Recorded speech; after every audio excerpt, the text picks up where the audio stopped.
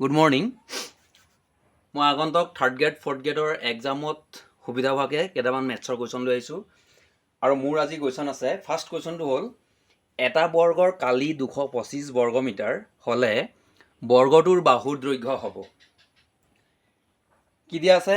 এটা বৰ্গৰ কালি 225 বৰ্গমিটাৰ হ'লে বৰ্গটোৰ বাহুৰ দৈৰ্ঘ্য হ'ব। গতিকে আমাৰ অপশ্যন দিয়া আছে। Option A 15 metre, option B 16 metre 16 metre, option C 10 metre, option D 12 metre. গতিকে আমাক কি দিয়া আছে? ফাৰ্ষ্ট টাইম এটা বৰ্গৰ কালি। গতিকে আমি প্ৰথম জানিব লাগিব বৰ্গ এটাৰ কালি কেনেকৈ উলিয়ায়।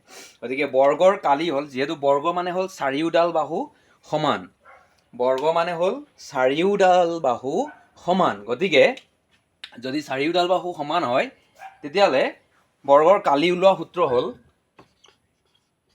বৰ্গৰ কালি সদায় কেনেকৈ উলিয়ায়?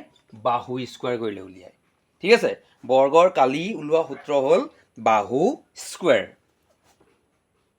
তাৰমানে বাহু দুটাক যদি আমি পূৰণ কৰি দিওঁ তেতিয়াহ'লে বৰ্গ এটাৰ কালি ওলাব। অ'কে, এতিয়া আমাৰ ইয়াত দিয়া আছে বৰ্গৰ কালি কিমান দিয়া আছে? 225, আৰু ইয়াত আমাক বাহু স্কুৱাৰ লাগে। গতিকে আমি কোনটো সংখ্যাক বৰ্গ কৰিলে 225 পাম, মানে কোনটো একেই সংখ্যাক আমি যদি পূৰণ কৰি দিওঁ তেতিয়াহ'লে 225 পাম, হয়নে? এতিয়া আমি এই অপশ্যন চাৰিটাৰ ভিতৰত কোনটোক পূৰণ কৰিলে আমি 225 পাম?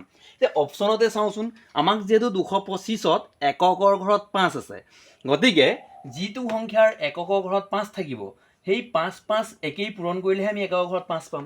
গতিকে আমাৰ প্ৰথম অপশ্যনটো 15 আছে, ছেকেণ্ডটো 16 আছে, থাৰ্ডটো 10 আছে, ফ'ৰ্থটো 12 আছে। গতিকে আমাৰ এই বি চি ডি অপশ্যন কেইটাত একৰ ঘৰত 6 আছে, 0 আছে, 2 আছে। গতিকে 6ৰ লগত 6 পূৰণ কৰিলে আমি একৰ ঘৰত 6হে পাওঁ। ইয়াত 0ৰ লগত 0 পূৰণ কৰিলে 0 পাওঁ, 2ৰ লগত 2 পূৰণ কৰিলে আমি 4 পাওঁ। গতিকে আমাৰ এই তিনিটা অপশ্যনে নহয়।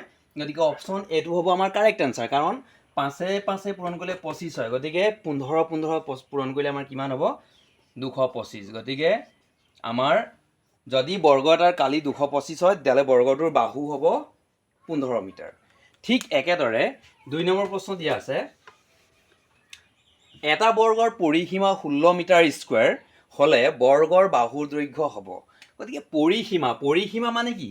পৰিসীমা মানে হ'ল আমাৰ এই কোনোবা এটা যেনিবা বৰ্গ, ইয়াত আমাৰ বৰ্গ দিয়া আছে, পৰিসীমা মানে হ'ল এই বৰ্গৰ চাৰিটা সীমাৰ যোগফল। এই চাৰিটা সীমাক যদি আমি যোগ কৰি দিওঁ কিমান পাওঁ?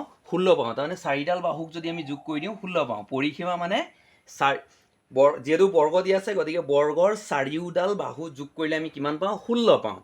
আৰু ইয়াৰ ফৰ্মুলা হিচাপত যদি আমি যাওঁ, 4 পূৰণ এটা বাহুৰ দৈৰ্ঘ্য, 4 পূৰণ এটা বাহুৰ দৈৰ্ঘ্য যদি আমি কৰোঁ তেতিয়াহ'লে আমি কিমান পাম? 16 পাম।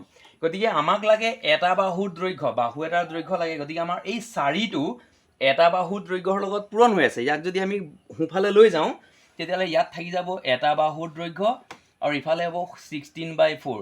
গতিকে 16ক যদি আমি 4ৰে হৰণ কৰি দিওঁ, 4 4 গুণ 16 মিটাৰ। ইয়াত চোৱা আমাৰ অপশ্যন দিয়া আছে 4 metre, 6 metre, 16 metre, 4 metre square. গতিকে আমাৰ কেণ্ডিডেটে ছাত্ৰ ছাত্ৰীয়ে কি কৰিব? কনফিউজ হ'ব, মিটাৰ হ'ব নে মিটাৰ স্কুৱাৰ হ'ব। গতিকে চোৱা, যেতিয়া আমি 16, আমাৰ পৰিসীমাটো 16 কিমান দিয়া আছিল?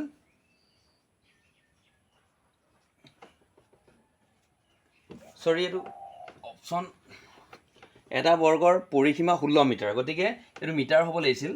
গতিকে আমাৰ এটা বৰ্গৰ পৰিসীমা 16 মিটাৰ হ'লে বৰ্গৰ বাহুৰ দৈৰ্ঘ্য, য়েছ 16 মিটাৰ হ'ব লাগিছিল। গতিকে আমাৰ বৰ্গৰ বাহু কেইডাল আছে? 4ডাল আছে। গতিকে 4ৰে 16ক যদি আমি হৰণ কৰি দিওঁ, 4 4 গুণ কিমান হ'ব? 16। গতিকে 4 মিটাৰ হ'ব। ঠিক আছে, আমাৰ কুৱেশ্যনটো অলপ মিষ্টেক হৈ আছিল। এটা বৰ্গৰ পৰিসীমা 16 মিটাৰ স্কুৱাৰ হৈ আছিল, মিটাৰ স্কুৱাৰ হ'ব নোৱাৰে। এটা বৰ্গৰ পৰিসীমা আমাৰ 16 মিটাৰ হ'ব, তেতিয়াহ'লে বৰ্গৰ বাহুৰ দৈৰ্ঘ্য উলিয়াব লাগিব। যিহেতু বৰ্গ দিয়া আছিল, বৰ্গৰ বাহু 4টা থাকে, গতিকে সেই 4ৰে আমি পৰিসীমাক হৰণ কৰি দিলেই হ'ল। গতিকে 16ক যদি আমি 4ৰে হৰণ কৰি দিওঁ, 4 4 গুণ 16 মিটাৰ হ'ব আমাৰ আনচাৰ। ঠিক আছে।